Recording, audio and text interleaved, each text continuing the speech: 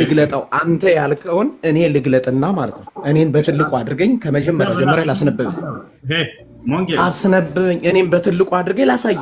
ለምን ትዋሻቸዋለህ? በክርስትና እምነት ላይ የሆነ ሰው ኃጢአቱ ይቅር እንዲባልለት ኢየሱስ ክርስቶስ የፈሰሰው ደም አለ። በሱ ደም አማካኝነት ነው ምህረት የምናገኘው የሚባለው። ሙስሊም ጋር ሲሆን እንዴት ነው የነገረው? ምህረት የሚገኘው ያለምንም ዋጋ ነው። እሱ ነገር እንድታራራ ፈልጌ ነው።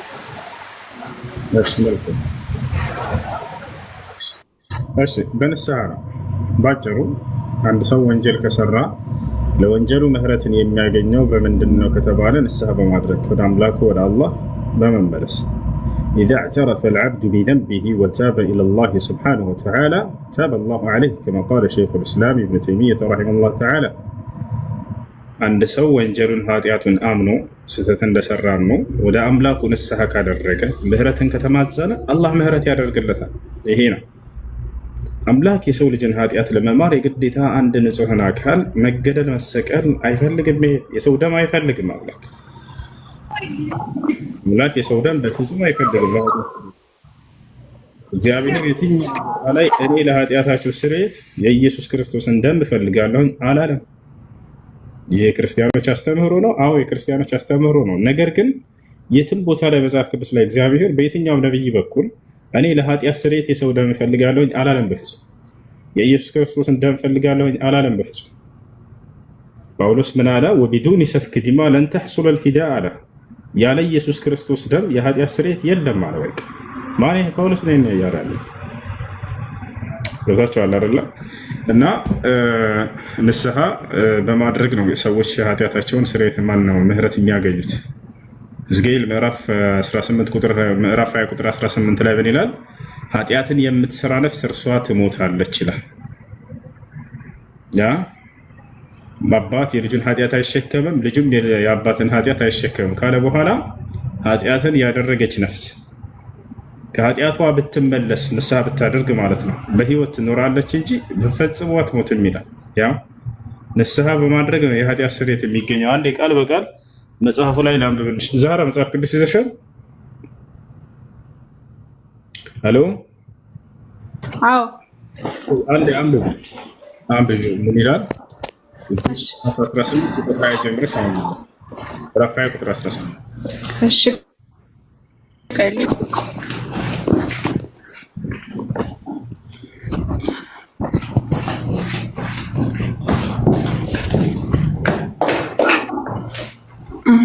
ልክፈት ሶሪ አንዴ ወደ ክላስ ሄድኩ። ያ ሰላም ያ ሰላም ያ ሰላም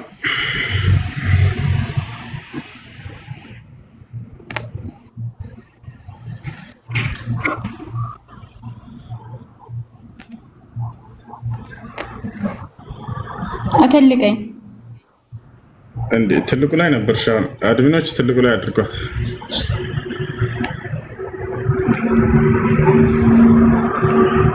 ለሙሐመድስ ትሰግዳላችሁ ወይ? ላ ለሙሐመድ አንሰግድም ሰለላሁ ዐለይሂ ወሰለም። እርሳቸውም ሆን እኛ ለአንዱ አምላክ ለአላህ ነው የምንሰግደው።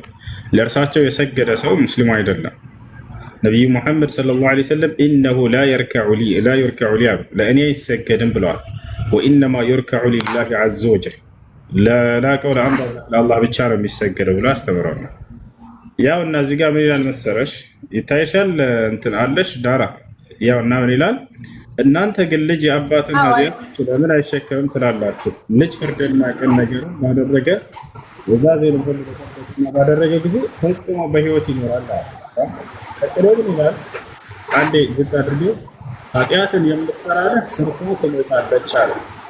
ልጅ የአባቱን ኃጢአት አይሸከምም፣ አባትም የልጁን ኃጢአት አይሸከምም። የጻድቁ ጽድቅ በራሱ ላይ ይሆናል፣ የኃጢአተኛውም ኃጢአት በራሱ ላይ ይሆናል አለ። አየህ። ቀጥሎ አሁን ሰዎች የኃጢአትን ስርየት እንደሚያገኙ መጽሐፍ ቅዱስ ሊያስተምር ነው። ሰዎች የኃጢአትን ስርየት እንደሚያገኙ ሲያስተምር ምን አለ? ኃጢአተኛው ካደረጋት ኃጢአት ሁሉ ቢመለስ ያው ንስሐ ቢያደርግ ማለት ነው ትእዛዜንም ሁሉ ቢጠብቅ ፍርድንና ቅን ነገርን ቢያደርግ ፈጽሞ በህይወት ይኖራል እንጂ አይሞትም ማለት ነው። ይሄው አንድ ሰው የኃጢአት ስርየት በራሱ እጅ ላይ ነው ያለው። ወጣን ያም ምንድነው? ከኃጢአቱ መመለስ ነው፣ ንስሐ ማድረግ ነው። ከዛ በኋላ ኃጢአቱ ይሞራል። ይሄ ነው ነብያቱ ተስተማሩት። ጳውሎስ ወጣና የነቢያትን ትምህርት ሻረ፣ የነቢያትን ትምህርት ተቃወመ። ምን አለ? ያለ ኢየሱስ ክርስቶስ ደም የኃጢአት ስርየት የለም አላቸው። ተመልከቱ፣ ነቢያቶች ያስተማሩት ግን ሰውየው ንስሐ ካደረገ ከኃጢአቱ ከተመለሰ የኃጢአትን ስርየት እንደሚያገኝና ምህረት እንደሚያገኝ በህይወት እንደሚኖር ፍጹም እንደማይኖር ተናግረዋል። ይሄ ነው። እሺ ስለዚህ ለኃጢአት ተብሎ የሚከፈል ዋጋ የለም። በነፃ ነው የሚገኘው ምህረት፣ መጸጸት ብቻ ነው ማለት ነው። ንስሐ ማድረግ በዚያ ነው ለኃጢአት ስርየት የሚገኘው እንጂ አምላክ የሰው ደምን አይፈልግም በፍጹም። እግዚአብሔር አንድም ቦታ ላይ እኔ ለኃጢአት ስርየት የኢየሱስ ክርስቶስን ደም እፈልጋለሁኝ አላለም። እሺ ከነ ሙሴ ጊዜ ጀምሮ ለምሳሌ የነሱ ኃጢአት ሲሰራ ምናምን ነገር ለሰራው ኃጢአት የነፍስ አባት ተብሎ በኃጢአታቸው መጠን ተቀጥቶ የሆነ ደም ፈሶ ነው ብቻ ደም ወርዶ ነው ምህረት የሚገኘው በብሉይ ኪዳን ጊዜ ማለት ነው። እሱ ሌላ ነው። አሁን ስለ ሰው ደም እያወራን ነው። ስለ ኢየሱስ ክርስቶስ ደም የሚለውን እያወራን ነው። እኔ ስለ ኢየሱስ ክርስቶስ አይደለም እኔ ማወቅ የፈለኩት ስለ ክርስትና ነው አይደለም፣ እስልምና ላይ ያለውን ነገር ነው። በጣም ጥሩ። አሁን እዚህ ጋር ደም በመፍሰስ የኃጢአት ስርየት ይገኛል ወይ የሚለው ለምሳሌ ምጽዋት ምንድን ነው? ለድሃዎች ለሚስኪኖች አለ አይደለ? እነዚያ ሰዎች አርደሽ የሆነ ነገር አብልተሽ ደም የሆነ ፍየል ሊሆን ይችላል በግ ሊሆን ይችላል ምናምን አርደሽ በማብላት የዛኔ ሰደቃ ምጽዋት ስታደርግ ጊዜ የኃጢአት ስርየት ይገኛል በእርሱ። ያ ማለት ግን ያለዚያ የኃጢአት ስርየት የለም ምናምን ማለት አይደለም። የኃጢአት ስርየት የሚገኘው መሰረቱ በንስሐ ነው። ሰውየው ካደረገው ኃጢአት ወደ አምላኩ ንስሐ ካደረገ የኃጢአትን ስርየት ያገኛል። ነገር ግን ይህንን ሁሉ ለድሃዎች ለሚስኪኖች በማብላት አርዶ መስዋዕት አድርጎ ለድሃዎች ስላበላ በዚህም የኃጢአት ስርየት ያገኛል። መልካም ስራ በሰራ ሰውየው የኃጢአት ስርየትን ያገኛል። በተሻለ ይሄ ነው። አላህ በቁርአን ላይ ምን ይላል? ኢነል ሐሰናት የዝሂብነ ሰይአት አለ። መልካም ስራዎች ኃጢአትን ያስተሰርያሉ ይላል። ለዚህ ነው ሶላትን የሰገደ የኃጢአት ስርየት ያገኛል። ለድሃዎች ልክ እንዲሁ አርዶ መስዋዕት አድርጎ ምስኪኖችን ያበላ ያጠጣ ይህ ሰውዬ የኃጢአትን ስርየት ያገኛል። ይሄ ነው እሺ። እና ነቢያቶችም ይሄንን ፍየል ሊሆን ይችላል በግ ሊሆን ይችላል ከፍ ሊሆን ይችላል በማለት የኃጢአት ስርየት ሰውዬው ቢያስተምሩ ችግር የለውም፣ ያስኬዳል። ስለ ሰው ደም ነው ያለው አምላክ አንድ ንጹህ የሆነ ሰው አስቀብሎ ለኃጢአት ስርየት እኔ እፈልጋለሁ አላለም። አይፈልግም፣ የሰው ደም አይፈልግም አለ።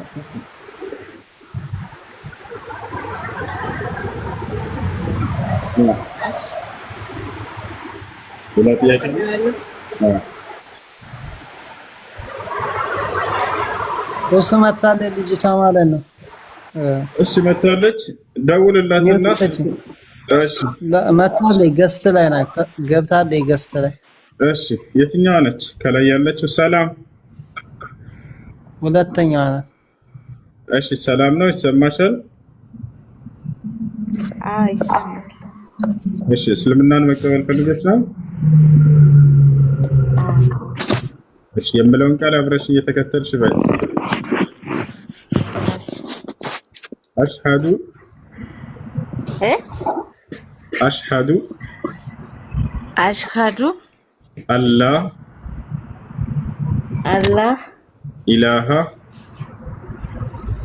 ኢላሃ ኢላላህ ኢላላህ ወአሽሃዱ ወአሽሃዱ አነ ሙሐመደን ረሱሉላህ ረሱሉላህ። ማሻአላህ ተባረከ ረህማን። ከዚህ በኋላ ሙስሊም ሆነሻል። አሁን ያልሽው ቃል የሸሃዳ ቃል ወይንም የምስክር ቃል ይባላል። የእስልምና ሃይማኖት የመጀመሪያው ትዕዛዛትና መሰረት ነው። ትርጉሙ አሽሀዱ አን ላ ኢላሃ ኢለላህ ማለት እነሆ ከአንዱ ከአላህ በስተቀር በእውነት የሚመለክ ሌላ አምላክ የለም ብዬ መሰክራለሁ ማለት ሲሆን፣ ወአሽሀዱ አነ ሙሐመድን ረሱሉላህ ማለት ደግሞ ሙሐመድም የአላህ መልእክተኛና ነቢይ ናቸው ብዬ መሰክራለሁ ማለት ነው። የነቢያቶች ሁሉ የመጀመሪያው ትዕዛዝ እናስተምሯቸው ይሄ ነበር። ስለ አንዱ አምላክ ብቸኛ እንደሆነ ያስተምራሉ። በእርሱ ላይ ቅንጣት ሌላ አጋር እንደሌለ ያስተምራሉ። ይህ ነበር። ከዚያ በመቀጠል ሁለተኛ የእስልምና መሰረት ምንድን ነው? ለዚህ ላመን ነው እና ለመሰከር ነው ለአንዱ አምላክ ብቻ አምልኮን መፈጸም ነው። ቦታቸዋል። ለዚህ ነው ነቢያችን ሰለላሁ ዐለይሂ ወሰለም ምን አሉ? ቡንየ ልእስላም ዐላ ኸምስ ሸሃደተን ላ ኢላሃ ኢለላህ ወአነ ሙሐመድን ረሱሉላህ ወኢቃም ሰላት አሉ። እስልምና በአምስት ዋና ዋና መሰረቶች ላይ የተመሰረተ ሃይማኖት ነው ካሉ በኋላ የመጀመሪያው ምንድን ነው? ከአንዱ አምላክ ከአላህ በስተቀር በእውነት የሚመለክ ሌላ አምላክ የለም ብሎ መመስከር ካሉ በኋላ እንዲሁም የነብይን ነብይነት በየዘመናቱ የተላከውን ነብይ እንደ ነብይ ይመሰክራሉ። ከዛ በቀጠል ሁለተኛው ትእዛዝ ምንድነው? ለዚያ ላመነውና ለመሰከርነው ለአንዱ አምላክ ስግደት መስገድ ማለት ነው፣ አምልኮ መፈጸም ማለት ነው። እሺ ይህ ነው። አንድ ሰው እስልምናን ከተቀበለ በኋላ ሊያደርግ የሚገባቸው ነገራቶች ሻወር ይወስዳል፣ ለሶላት ራሱን ዝግጁ ያደርግ ዘንድ። ከዚያም ንጹህ ልብስን በመልበስ ሶላት መስገድን ይጀምራል ማለት ነው። ስለ ሶላት አሰጋገድ ተምሮ ይሄ ነው። አንድ ሰው እስልምናን ሲቀበል እስልምና ላይ በገባበት ጊዜ ምን ያገኛል ከአምላኩ ዘንድ ወደሚለው ስንመጣ የመጀመሪያ የሚያገኘው ምንድነው? የኃጢአትን ስርየት ያገኛል፣ የኃጢአትን ምህረት ያገኛል። ከኃጢአቱ ሁሉ ንጹህ ይሆናል። ሰውየው በሰለመበት ቀን ኃጢአቱ ሁሉ ይማራል። ልክ እናት እንደወለደችው ህፃን ልጅ ንጹህ ይሆናል። ነቢያችን ሰለላሁ ዐለይሂ ወሰለም ይህን ይናገራሉ። ሐዲስ ላይ ምን አሉ? አልኢስላም የጅቡ ማ ቀብለሁ አሉ። እስልምና ከእርሱ በፊት ያለን ኃጢአት ያስተሰርያል አሉ። የማለት ሰውየው ሲሰልም ጊዜ ያለፈ ኃጢአቱ ሁሉ ይማርለታል ማለት ነው።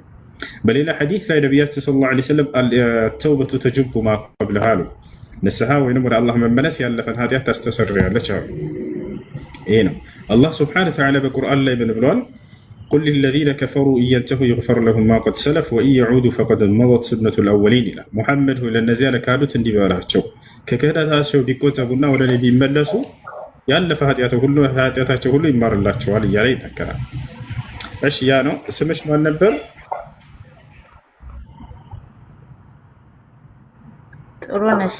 ጥሩ ነሽ። እሺ ስሙን መቀየር ካልፈለግሽ ችግር የለበትም። ስሙ መቀየር የምትፈልጊ ከሆነ ደግሞ ምርጫሽ ነው፣ እንቀይርልሻለን።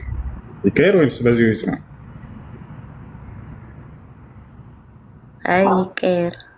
እሺ ደስ የሚልሽ ስም አለ አንቺ የምትወጂው ወይንስ እኛ እንምረጥ?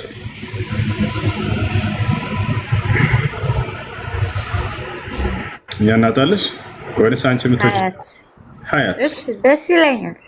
ሀያት እንደውም ጥሩ ስም፣ ደስ የሚል ስም። ሀያት ደስ የሚል ስም ነው። ትርጉሙ ህይወት ማለት ነው። እንግዲህ ዛሬ ትክክለኛውን ህይወት ያገኘሽበት ቀን ነው። እዚህ ዓለም ላይ ትልቁ ቀን ማለት ለእናንተ ለሰው ልጆች ያን የፈጠራችሁን አምላካችሁን አላህን ያገኛችሁበት ቀን ነው። ኢብኑል አልቀይም ረሒመሁላህ ተዓላ እንደዛ ይላሉ። የሰው ልጅ እዚህ ዓለም ላይ ከኖረበት ጊዜው ትልቁ ጊዜው ከጌታው ከአላህ ጋር የተዋወቀበትና እርሱን በብቸኝነት ማምለክ የጀመረበት ቀን ነው ይላል። ሌላው ቀን ወላሂ የሙታንነት ቀን ነው። ነቢያችን ሰለላሁ ዐለይሂ ወሰለም ሐዲስ ላይ ሲናገሩ ምን አሉ? መሰሉ ለዚ የዝክሩ ረበሁ ወለዚ ላ የዝክሩ ረበሁ ከመሰሊል ሐይ ወልመይት አሉ። ያ ጌታውን አላህን የሚያውቅና እርሱን የሚያወሳ እንዲሁም አላህን የማያውቅና እርሱን የማያወሳ ምሳሌያቸው ልክ እንደ ህያውና እንደ ሙታን ነው አሉ። ጌታውን አላህ ሱብሓነሁ ወተዓላን አውቆ እርሱን መገዛት የያዘ ሰው ህያው ነው እርሱ ሐታ ወለው ማት ቢሞትም እንኳን እርሱ ይታቻል። በል አሕያኡን ዐንደ ረቢሂም ይርዘቁን ይላቸዋል አይደል? ሸሂዶችን ከጌታ ህያው ናቸው እነርሱ። ወላ ተሕሰበነ አለዚነ ቁቲሉ ፊ ሰቢሊላሂ አምዋታ በል አሕያኡን ዐንደ ረቢሂም ይርዘቁን። አምላክ አላህ ሱብሓነሁ ወተዓላ ምን ይላል? እነዚያ በአላህ መንገድ ላይ የተሰዉ የተገደሉ ሰዎችን ሙታን ናቸው ብለህ እንዳታስብ አለ። እነርሱ ህያው ናቸው ይላል። እና ይህ ነው ሙታን ብሎ ማለት ጌታውን አምላኩን ያላወቀ ሰውና እርሱን የካደ ሰው ነው፣ እርሱን ያልተገዛ ሰው ነው። ሀዛ ወልመይት ወለው ካነ ዐላ ቀይዲል ሐያት በህይወት ሲንቀሳቀስ ብታዩትም እንኳን ያ። እሺ ለማንኛውም ዛህራ ከታች ያለችው ልጅ ፎሎ አድርጊያት። ስለ እስልምና ትምህርቶች የምትማሪበት ግሩፕ ታስገባሻለች። በአቅራቢያሽ የምታውቂያቸው ደግሞ ሙስሊም ልጆች ካሉ ጓደኞችሽ ካሉ ስለ ሶላት አሰጋገድ ያስተምሩሻል፣ ስለ ውዱ አደራረግ ያስተምሩሻል። ተምረሽ ሶላትን መስገድ ትጀምሪያለሽ ማለት ነው። እሺ ሀያት አይ እሺ ጥያቄ ያለው መቀጠል ይችላል። ማራኪ ሊፈልም ነው የገባው። ምን አልሽ? ለሀሳብ ነበር እጄ የመጣሁት። ጨርሻለሁ እኔ። አይ አይ ጃ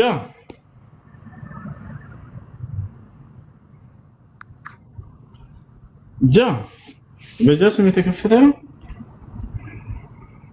እሺ ጥያቄ ላይ ያጣ السلام عليكم ورحمة الله وبركاته. ኩሶችን አህለን ጃ በጸጋው የተመላለስክ ነው። ሰላም አለይኩም። ወአለይኩም ሰላም። ጸጋው የበዛልህ ጤና ሀብልይ ደህና ከረምክ ከመይኻ አለው ዱላ በዛብካ አለው እንዴት ናችሁ? አዎ አዘጉት ሁሉ በየሳምንቱ ተማም አለው። ስማ አንተ እኮ ጨረር ካደገኛ ነው። ህዝቡን ወዴት ነው ሂድ የምትለው? አስልመ እኛ ንጽጽር ራሱ መስራት አልቻለም እኮ። ከማን ጋር እናነጻጽር ሲባል የለም ሲፈለግ የለም። በቃ ሁሉም ሰልሟል አሉ። ቤት ሊሄድ ይገባዋል ጀ ወደ ጌታው። አይ አላህ ይጠብቅ ባለህበት። እንኳን ደህና መጣ። አሜን አሜን አሜን። ጌታ ሰው ዘመን ይባርክ። ዛሬው ቀን እኔ ነው። እሺ ጥያቄ ያለው መቀጠል ይችላል። ሁሱ እየሰማ ነው። ሰላም እንዴት ነው? ሰላሙ አለይኩም ወራህመቱላሂ ወበረካቱ። ወአለይኩም ሰላም ወራህመቱላሂ ወበረካቱ። እንዴት ነው? ሰላም ነው? ያ ሰላም 10 ቀን ሆነኝ እኮ አስገቡኝ እያልኩኝ። እሺ ኦኬ። ያው በመጀመሪያ ደስ ብሎኛል። አዲስ እህት አግኝቻለሁ ሀያት የምትባል አልሐምዱሊላህ። ከዛ ያው ወደ ጥያቄ ስገባ ባለፈው ትንሽ ከእንትኖች ጋር ከክርስቲያኖች ጋር ውይይት እያደረግን ነበርና ስለ እንትን ጠይቂያቸው ነበረ። ስለ ዲቃላ እስከ 10 ትውልድ ድረስ ቤተ እምነት መግባት አይችልም ምናምን የሚል ነገር አንስቼባቸው ነበርና እና ምን አሉኝ እነሱ ቁርአንም ላይ ዲቃላን አትታዘዝ የሚል አለ አሉኝ። ሱረቱል ቀለም ላይ ነው ምናምን እዛ ላይ አለ ብሎኝ አሁን ስለሱ የተወሰነ ታስረዳኝ ነበር። ሱረቱል ቀለም ነው ስለ አንድ ግለሰብ እንጂ ስለ በዝሙት ስለተወለዱ ልጆች ምን ታደርጉት አንዴ ማንጋ ነው። ሱረቱል ቀለም ላይ አንድን ሰው ያለ አባት መወለዱን የተገለጸ ሰው አለ። ያ በነገራችን ላይ ተአምር ነው ለነብዩ ሰለላሁ ዐለይሂ ወሰለም። ተአምሩ እንዴት እንደሆነ አስረዳቸዋለሁ። አላህ ሱብሓነሁ ወተዓላ ማንንም ያለ አባት የተወለደን አካል ሁሉ ያውቃል አይደለ? ከእርሱ የሚደበቅ የለም። ማንንም ግን ያለ አባት ነው የተወለደው ብሎ ማንንም አልገለጸም። ይሄን ሰው ብቻ ሲቀርብ ቁርአን ላይ ስለማን ነው? ስለ አንድ ግለሰብ እንጂ ይሄ ስለ ሁሉም ልጆች አይደለም የሚያወራው። ማን ነው ያ አካል? ይሄን የሚያውቃል? ሱረቱል ቀለም ላይ የተጠቀሰው ያለ አባት እንደተወለደ የተገለጸ አካል አለ። ለምን መገለጽ አስፈለገ ወደሚለው እንመጣለን። ማን ነው? ከዚህ በፊት ነግሬያቸዋለሁ። ማን ነው የሚያውቅ? የለም። እሺ ወሊድ ኢብኑ ሙጊራ ይባላል። የኻሊድ ኢብኑ ወሊድ አባት ነው። ወሊድ ኢብኑ ሙጊራ ምንድነው? ያለ አባት የተወለደ ሰው ነው። ያለ አባት መወለዱን ግን አያውቅም ነበር። አባት እንዳለው ነበር የሚያውቀው። ገብታችኋል? እንዳለ የመካ ሰዎች የሚያውቁት አባት እንዳለው ነው። አባት እንደሌለው ማንና ማን የሚያውቀው? አላህ ሱብሓነሁ ወተዓላ እና እናቱ ያለ አባት መውለዷን ስለምታውቅ እሷ። ነገር ግን አንድ አልነገረችውም ነበር። አባት እንዳለ ያውቃል እሱ። ነቢያችን ሰለላሁ አሁን ለምን አላህ ያለ አባት መወለዱን ያለ አባት እንደተወለደ ለመግለጽ ያለ አባት ስላቸው መሲሁ በተአምራዊ መንገድ ነው። እሱም በዝሙት ከተወለዱ ልጆች ጋር አናገናኘው። አላህ ሱብሓነሁ ወተዓላ መሲሁን ያለ አባት ሲፈጥረው ጊዜ ተአምራዊ በሆነ መንገድ ፈጠረው እንጂ በዝሙት ከተወለደ አይነት ጋር አይደለም። እሱ ታውቃችኋል። አሁን እዚህ ቦታ ላይ ያለ አባት መወለዱን መግለጹ ለምን አስፈለገ ወደሚለው እንምጣ። ማን ነው የሚለውን ካወቃችሁ በኋላ ወሊድ ኢብኑ ሙጊራ ይባላል።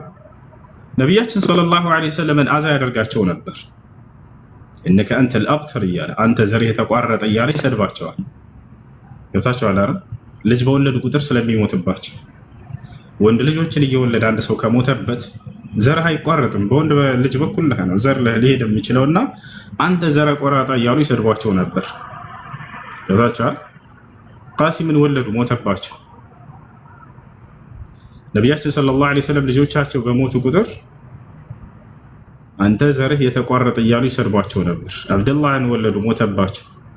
ከዛሊክ ኢብራሂም መጨረሻ ላይ ተወለደ፣ ሞተባቸው። በዚህ ጊዜ ይህን ሲሏቸው ነቢያችን ሰለላሁ ዐለይሂ ወሰለም ያኔ ሐዘን ሰው ናቸውና እንደ ማንኛውም ሰው ሐዘኑ ተሰማቸው በልባቸው። ይሄ ሰውዬ ግዴታ አሁን ማንነቱን መነገር አስፈለገው።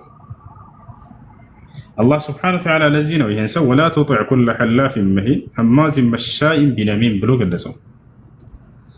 እና ስለዚህ ያለ አባት መወለዱን መገለጽ ያስፈልገው ለዚህ ነበር። ወዲያው ይሄን የቁርአን አንቀጽ በሰማ ጊዜ ያለ አባት እንደተወለደ ዘሩ የተቋረጠ አይደለም ሙሐመድ ብሎ አላህ ሱብሓነሁ ወተዓላ አጸናላቸው።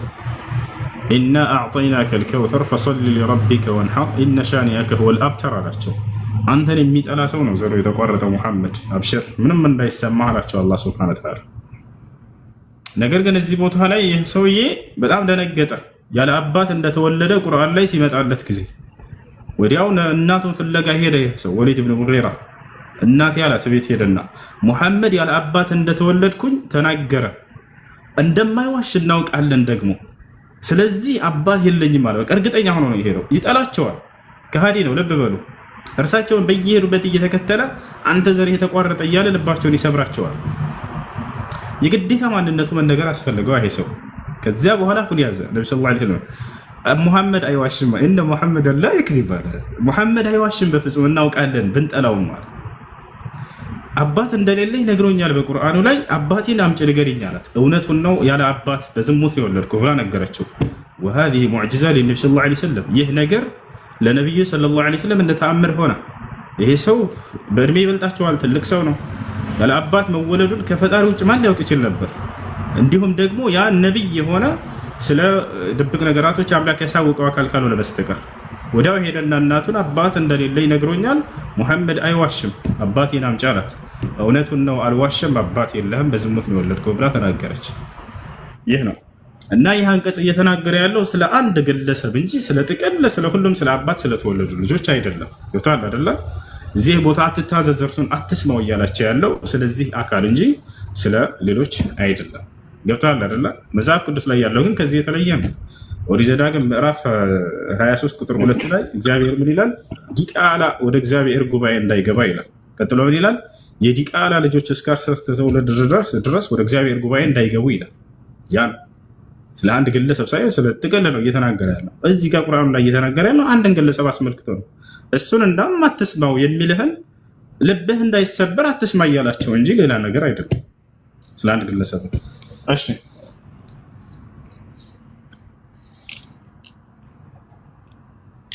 ኦኬ ሽክራን ጀዛከላህ። ሌላ ደግሞ አንድ ልጭ እሺ ሌላው ደግሞ እንትን ነበረ ማን ነው እግዚአብሔር ህፃናቶችን ሁሉ ግደሉ ይላል የሚል ነገር አንስቼባቸው ነበርና ከዛ ለሱ ደግሞ ምን አይነት ምላሽ ሰጡኝ? በኑህ ጊዜ አላህ ራሱ አጥፍቶ ነበረ፣ ልጆችንም ሁሉንም ነበር ያጠፋው ይላል። ስለሱም የተወሰነ ማብራሪያ ስሜት አድርገሽ አንደኛ ልጆችን አላህ አጥፍቷል የሚል በቁርአን ላይ አንዲት ቦታ ያመጡ። በቁርአንም ሆነ በሐዲስ ላይ አላህ ሱብሓነሁ ወተዓላ ልጅን አጥፍቷል የሚል የለም። ስለ ኑህ አስመልክቶ የኑህ ታሪክ ይታወቃል። አላህ ሱብሓነሁ ወተዓላ ህግ ሊያወጣ ህፃን ልጅን አጥፉ ብሎ በፍጹም አላለም። እዚህ ቦታ ላይ የኑህ ዓለይሂ ሰላም ህዝቦች ማናቸው ታዲያ የጠፉት ከተባለ ከሃዲያኖች ናቸው። ረቢ ላ ተዘር ዐለል አርዲ ሚነል ካፊሪነ ደያራ፣ በምድር ላይ ከሃዲን እንዳትተዋለ ከሃዲን አጠፋ ይላል። ህፃን ልጅን አጠፋ ወይንም አጠፋ የሚል የለም። እዚያ ላይ ቃል በቃል ህፃን ልጆችን ግደሉ የሚል ያለው መጽሐፍ ቅዱስ ላይ ነው። አንድ ቦታ ላይ እንዳይመስላችሁ፣ በጣም በርካታ ቦታ ላይ አለ። እግዚአብሔር ህግ ያወጣል ህፃናቶችን ግደሉ እያለ ማለት ነው። እኔ ከራሴ አንዳች አልናገርም፣ እንዳነበብኩ እናገራለሁ። ንግግሬም ቅን ነው፣ በማስረጃ እንጂ አለማስረጃ አልናገርምና ላሳያችሁ፣ ማየት የሚፈልግ ካለ ማለት ነው። ህግን ያወጣል እግዚአብሔር ህፃናቶችን ግደሉ እያለ። እንግዲህ ህፃናት ምንድን ናቸው ከተባለ ንጹሃኖች ናቸው። ምንም የሚያውቁት ነገር የለም። ቤቶቻል አምላክ ህግን አውርዶ ንጹህ አይምሮ ላላቸው ለአቅመ አዳም ለአቅመ ሔዋን የደረሱ ማገናዘብ የሚችሉ የዛኔ ትእዛዙን ቢጥሱ እንዳው ግደሏቸው ቢል እሺ እንቀበል። እሱ አይምሮ የሌላቸውን ህፃናቶችን ብላቴናዎችን ይላል ጭራሽ። ወላሂ አረበኛው ላይ መጽሐፍ ቅዱስ ላይ ብትመጡ ነው ተደነግጣላችሁ። እቅቱሉ አልአጥፋል ሩዳዕ ነው የሚለው፣ እየጠቡ ያሉ ህፃናቶችን ሳይቀር ግደሏቸው ነው የሚለው። ይሄ አንደኛ ሳሙኤል ምዕራፍ 15 ቁጥር 3 ላይ ያለው ማለት ነው። የሚጠቡ ህፃናቶችን ግደሏቸው ይላል። የሚጠባ ህፃን ልጅ ምን ያውቃል? ንጹሐንን መግደል ነው ያረላ። ንጹሐንን የሚገድለው ማን ነው ከተባለ ታዲያ ኢየሱስ ክርስቶስ ዮሐንስ ወንጌል ምዕራፍ 8 ቁጥር አቤት ውሸት እያለ ነው። ወላሂ ውሸት አይደለም፣ ማሳያ አለ። ኢየሱስ ክርስቶስ ንጹሐንን የሚገድለው ዲያብሎስ ነው እያለ ይናገራል። ደግሞ በጣም የሚያስደነግጠው እሱ ነው። ስለዚህ እግዚአብሔር ዲያብሎስ ነው ማለት ነው በኢየሱስ ክርስቶስ ንግግር መሰረት። እናንተ ግን አላቸው አይሁዶችን የአባታችሁን የአብርሃምን መንገድ እንደማይከተሉ እየነገራቸው ወቱሪዱነ አን ተቅቱሉነኒ ወአነ ኢንሳኑን ቀድ ከለመኩም ቢልሐቅ አለዚ ሰሚዐሁ ሚነላህ አለ። እኔ ከአምላኬ የሰማሁትን እውነት የምነግራችሁን ሰው ልትገድሉ ትፈልጋላችሁ፣ አብርሃም እንዲህ አላደረገም ካለ በኋላ እናንተ ግን የአባታችሁን የዲያብሎስን ስራ ማድረግ ትፈልጋላችሁ፣ እርሱ ከመጀመሪያውም አንስቶ ነፍሰ ገዳይ ነበርና አለ። አያችሁ አይደለ? ንጹሐንን የሚገድል ዲያብሎስ እንደሆነ ተናግሯል ኢየሱስ ክርስቶስ። ማን ነው ታዲያ ንጹሐንን ግደሉ እያለ ያለው? እግዚአብሔር። ህፃናቶችን ግደሏቸው እያለ። ስለዚህ እንደ መጽሐፍ ቅዱስ እግዚአብሔር ዲያብሎስ ነው ማለት ነው። ከይቅርታ ጋር ይሄ በማስረጃ እናሳያችሁ። አንድ ያው እና ህፃናቶችን ግደሉ እያለ እግዚአብሔር ተመልከቱ። እዚህ ጋር ሽማግሌውንና ጎበዙን ቆንጆይቱንም እና ህፃናቶችን ሴቶችን ፈጽማችሁ ግደሉ ይላል እግዚአብሔር። ያው ማን ይሄን ያለው? እግዚአብሔር ነው። ወደ ላይ ከፍ አድርግላቸው የሰራዊት ጌታ እግዚአብሔር ከሚለው አንደኛ ሳሙኤል ምዕራፍ 15 ቁጥር 3 አንደኛ ሳሙኤል ምዕራፍ 15 ቁጥር 3 ናቸው።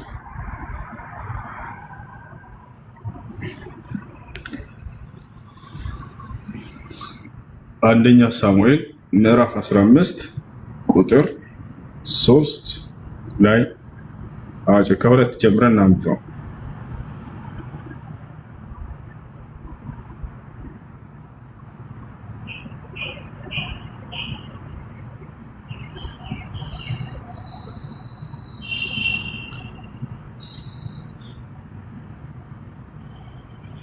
ስንት ነው ያልከው?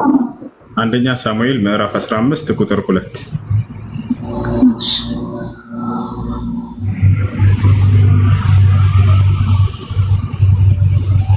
ቁጥር 3 ጀምሮ። እሺ ስንት ነው ያወጣሽው? መጽሐፈ ሳሙኤል ቀዳማይ ነው ካለ ነው ይሄ የመጀመሪያ ማለት አንደኛ ሳሙኤል ምዕራፍ 13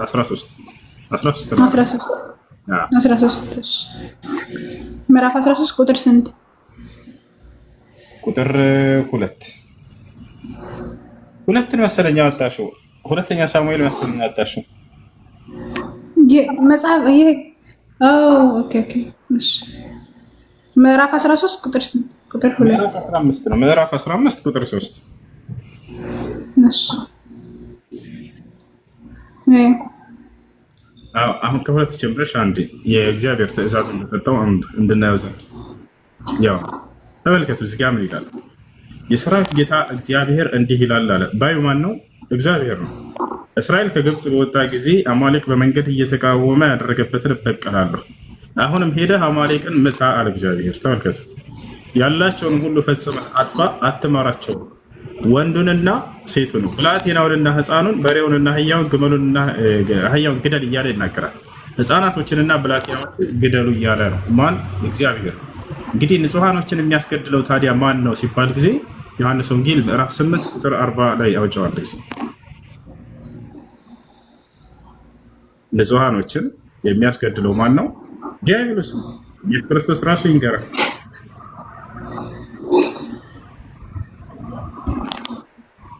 ታከተ ነገር ግን አሁን ከእግዚአብሔር የሰማሁትን እውነት የነገርኳቸውን ሰው ልትገድሉ ትፈልጋላችሁ። አብርሃም እንዲህ አላደረገም፣ እናንተ የአባታችሁን ስራ ታደርጋላችሁ አላቸው።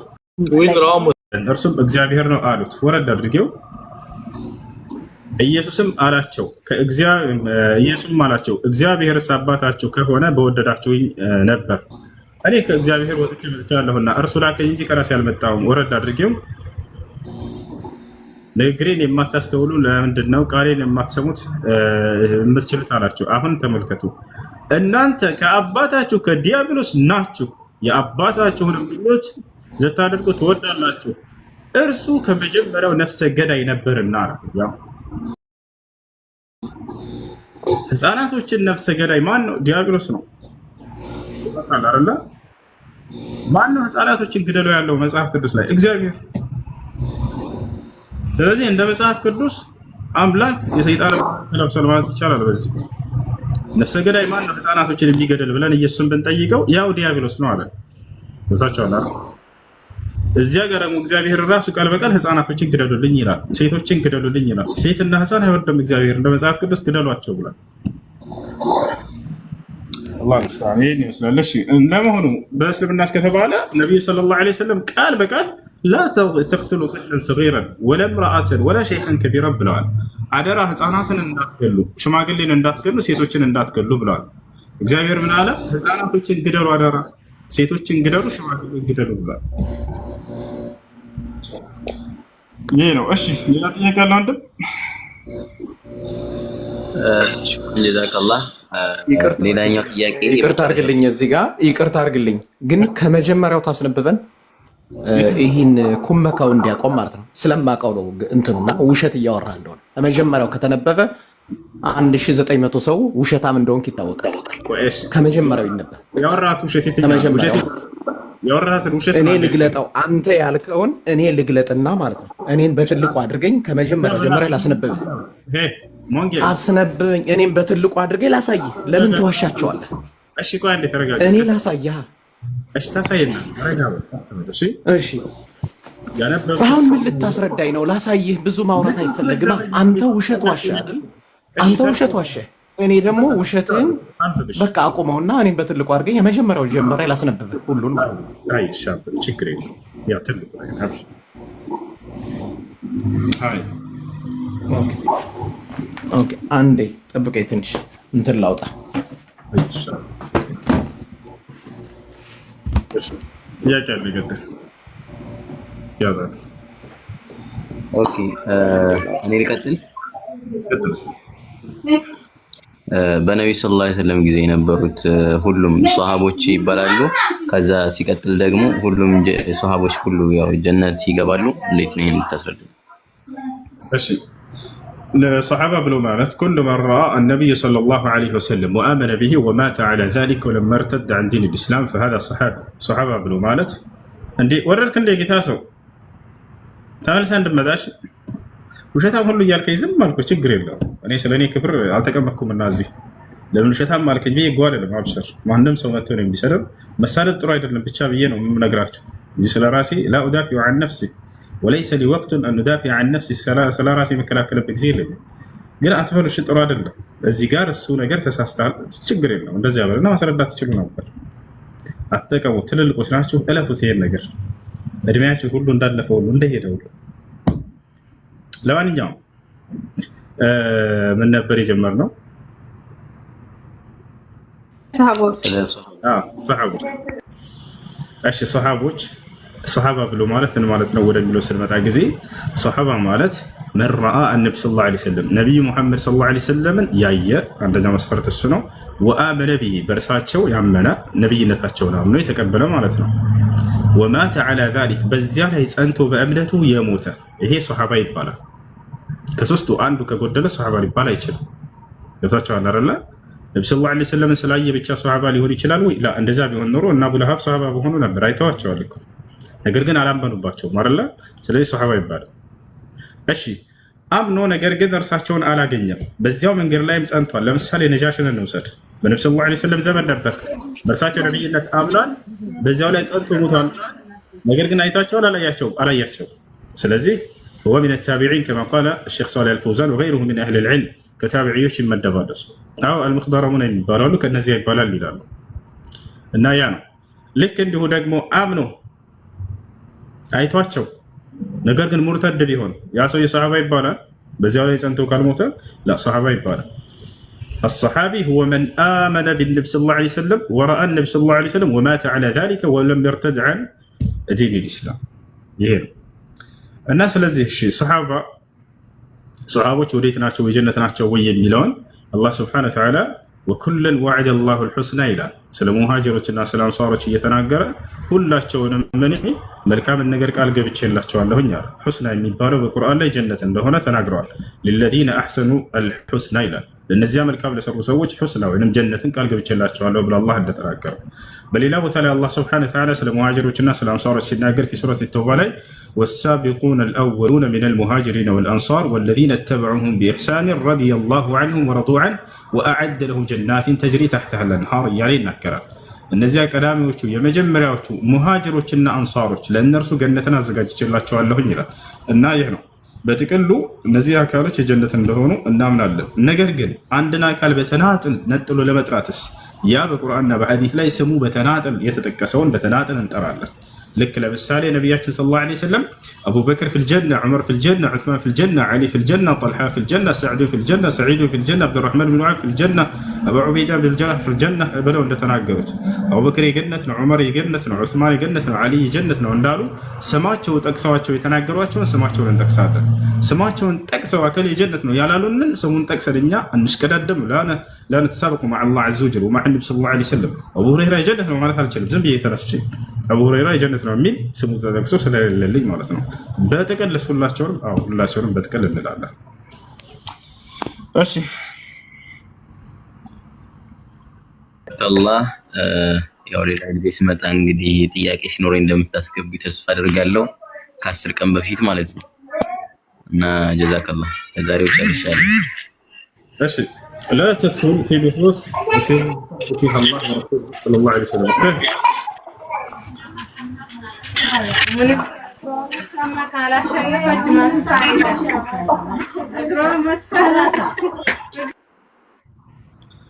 ماشي